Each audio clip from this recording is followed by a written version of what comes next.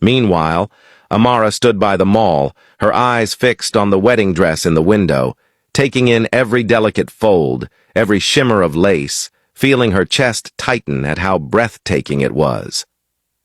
Momo stood a little ways back, silently watching her, her heart aching with memories of laughter, of shared adventures, of the countless little moments they had spent together.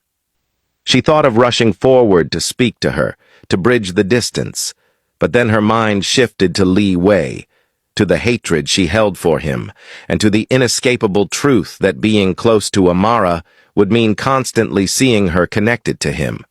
That thought alone made her heart shiver, and she realized it was better this way, better to let them become strangers than continue being a friend who hated her best friend's future husband to the core. She saw another girl rush toward Amara, laughing with her in a familiarity that tore at Momo's chest. Her heart broke, and she murmured to herself that at least Amara had already found a new best friend, that maybe she would not miss her as much as she feared. With that, she turned and walked away, swallowing the ache in her chest. Amara smiled at Sunny, who had run up to her, breathless and bright-eyed, telling her that she had spotted her from across the road and that it was good to see her. Amara nodded, returning the smile, feeling warmth spread through her chest. Sunny glanced at the wedding dress Amara had been staring at and asked if he was getting married. Amara nodded shyly, cheeks warm. Sunny jumped up and down with excitement, telling her she was happy for her and asking who the lucky guy was, if he was good to her, treating her well. Amara's smile grew, telling her he was a good guy. Sunny grabbed her hand in excitement and told her she shouldn't be standing outside looking at the dress, that they should go inside and look at more. Amara hesitated, but Sunny's grip was firm, guiding her into the store. They browsed dresses together, Amara's gaze lingering on Sunny, wishing it was Momo who stood beside her. How happy she would have been planning her wedding with her. She glanced at her phone, thought of calling Momo, but forced herself to remember the space she had asked for. Sunny stood beside her and admitted she was jealous, that she was struggling to get her crush to notice her while Amara was about to get married. Amara asked if the plan she had told her last time hadn't worked, and Sunny admitted it worked for a moment, but he had gone cold again. Amara held her hand and told her not to give up, that sooner or later he would come around. Maybe her wedding would come even sooner than she thought. They laughed together, their laughter light, shared, and Sunny vowed she would not give up, that no matter what she was going to melt his cold heart. Meanwhile, Liwei sat in his office, eyes scanning the small note the old man had given him, reading and rereading each word carefully, committing every detail to memory. The door opened, and his grandfather stepped in, and Liwei quickly placed the note aside, rising respectfully. He greeted him, and his grandfather instructed him to sit, which he did obediently, his posture perfect. The old man stood, looking at him, telling him he would be introduced to everyone the next day, and that it was high time he became familiar with the system, with how things were done. Liwei nodded, telling him he would be ready. His grandfather told him to continue working hard and left, the door clicking softly behind him. Liwei remained seated, thoughts heavy, every muscle taut with anticipation. Tonight was the night. He had planned everything, every movement, every detail.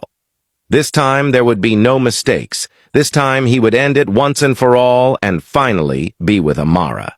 Amara stood there looking at Liwei, unable to tear her gaze away. He remained silent, eyes fixed on her, speechless, captivated by how breathtaking she looked. She asked softly how the dress was, and without a word he stood, walking toward her, until he was standing directly before her. He told her that she looked perfect, beautiful, the most beautiful woman he had ever laid eyes on. Amara, cheeks flushing, asked if he was sure, and Liwei nodded, pulling her into his arms. He told her that he wished today was their wedding day, that seeing her like this made him want to make her his wife as soon as possible. His hands traced over her as though memorizing every curve, every detail, before his eyes lifted to hers, asking if she wanted to have a slow dance with him. Amara laughed softly, asking when he had started doing such things, and Liwei looked back at her, teasing that wasn't what green flag guys did, that he wanted to be her green flag man, not a red flag. Amara blushed deeply at his words and nodded, telling him it was okay, that they could slow dance. Liwei took out his cell phone, selecting a song, and held her close, his eyes never leaving hers. He whispered again that she looked beautiful, that she was his beautiful bride. Amara smiled and thanked him softly, warmth spreading through her chest. Liwei asked if she had already decided what kind of wedding she wanted, and Amara told him she was still exploring, still imagining possibilities. She spoke of her childhood back home, of the good neighbors and elderly people who had taken care of her, who had been there even when she struggled with her mother, and how it would be nice to see them again, to let them celebrate her big day. Liwei kept his gaze on her, asking if she meant she wanted a wedding back in her country. Amara shook her head, saying they could have the main wedding in China, where his family and friends were, and a small celebration back home for her loved ones. Liwei nodded, eyes soft, telling her that as he said before, whatever she wanted would be delivered, that she was the boss. Amara leaned her head against his chest as they swayed in the slow dance, his hands caressing her back and body, holding her close.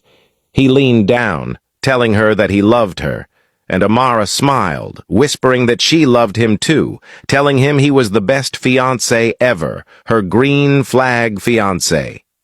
Liwei's lips curved into a soft smile as he continued holding her, savoring the peaceful, beautiful moment before he had to face his grandfather.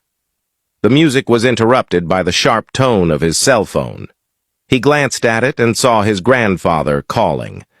Amara looked at him, gently mentioning that his grandfather was probably waiting at the dinner table. Liwei shook his head, holding on to her tightly, refusing to let go. He told her he didn't want to go, that he wanted to stay with his beautiful wife instead. Amara smiled at him, pressing a soft whisper in his ear that the dinner was important. Liwei shook his head in a playful, stubborn way, insisting he only wanted to stay with his woman, his princess. The phone rang again, insistently, and Liwei finally looked at her, nodding that he had to go. Amara's heart tightened, and she nodded, telling him she would miss him. Liwei leaned down, pressing a gentle kiss to her lips, murmuring the word babe, letting her know he was leaving. As he moved to step away, Amara grabbed his hand and he paused, looking back at her, asking if she was okay. She smiled and wished him luck, telling him she knew what it meant when he wore black. That's why she was wishing him well. Liwei chuckled softly, telling her he was happy she finally understood him. He kissed her hand once more, then walked out. As he stepped out of her room, the soft smile on his lips faded, replaced by the sharp, cold, calculating expression that came alive when duty called. He made his way toward the dinner venue, each step measured, purposeful. He paused at the entrance, and his eyes immediately landed on Sonny, sitting with his grandfather, waiting. His jaw tightened, anticipation, and the quiet storm that lay beneath his calm exterior visible on his face. Later that evening, Ming got home and immediately looked around for Momo, realizing she was not there. His eyes landed on her school papers scattered on the couch, and he picked them up, flipping through them with surprise at her low test scores. He murmured to himself that she was literally majoring in media and still getting such low marks, that it wasn't like her courses included numbers or complicated formulas. Frustration rising, he made his way to her room and saw her sitting there, eyes glued to a makeup tutorial on her phone, attempting to replicate the techniques on her own face. Momo looked up and immediately spotted him. She rushed forward, standing before him, asking how she looked. Ming kept his gaze on her and asked if she wasn't supposed to be doing something else, like studying. Momo shook her head, stating that being pretty for him was far more important. that she was going to be his housewife anyway, and that a degree didn't matter as much. Ming's brow arched in surprise as he asked if she meant she wanted to just be a housewife and not work. Momo nodded confidently, looking straight into his eyes, and told him that it was her goal, that he was a doctor, successful, and wouldn't fail to provide. All she wanted was to look beautiful for him, to make their home a real home, have beautiful babies for him, go shopping, spend time at the spa, and research how to make the best meals for him. Ming's mouth fell open as he listened to her, stunned by the boldness of her words, by how unapologetically she had said all of that to his face. Momo leaned closer, asking him if he didn't want that. A beautiful stay-at-home wife who gave him children, took care of him, and spent his money. Ming struggled to speak, amazed and a little breathless at her audacity. He stammered that of course it wasn't a bad thing, but she should have her own career too, just in case. Momo shook her head, resolute, stating that her doctor husband and a beautiful home were all she wanted, that she didn't need to work. Without another word, she proceeded to the bathroom, leaving Ming standing there, stunned, forgetting even his original plan to tell her about the romantic dinner he had been preparing for them. Meanwhile, Amara made her way to the hotel room and was startled to find Liwei already there, standing silently and looking at the wedding dress Sunny had bought for her from the store. She immediately walked to him, asking what he was doing there. Liwei turned to her and asked if he was not supposed to come see his wife. Amara's cheeks warmed, and she told him of course he was allowed. It was just that he hadn't informed her he was coming. Liwei told her he was having dinner with his grandfather at the hotel and wanted to see her face for a moment. He glanced back at the dress, about to ask a question, but Amara interrupted, explaining that it was just a sample, that a friend had bought it for her to practice and try out styles. Liwei's eyes narrowed as he asked what friend, if it was Momo. Amara shook her head and explained it was just another girl she had met, someone friendly and kind, the one who insisted she try the dress. Liwei took her hands and told her it was fine, that she didn't need to explain too much, and if she was a good person it was enough. He would always be happy for her if she made genuine friends. Amara nodded with a smile and asked him what he thought of the dress. Liwei looked back at it, his eyes tracing the delicate lines, before turning to her and telling her it looked beautiful, asking if that was the style she wanted for her wedding. Amara clarified that she was just sampling, seeing what styles she liked. Liwei leaned closer, asking who her favorite designer was. Amara froze, unsure, telling him she didn't know much about designers.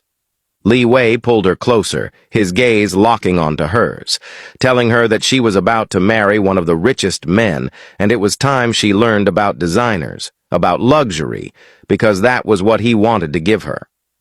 Amara blushed, her heartbeat quickening at his words. Liwei leaned in again, instructing her to put on the dress. He wanted to see a glimpse of how his beautiful wife would look on their wedding day.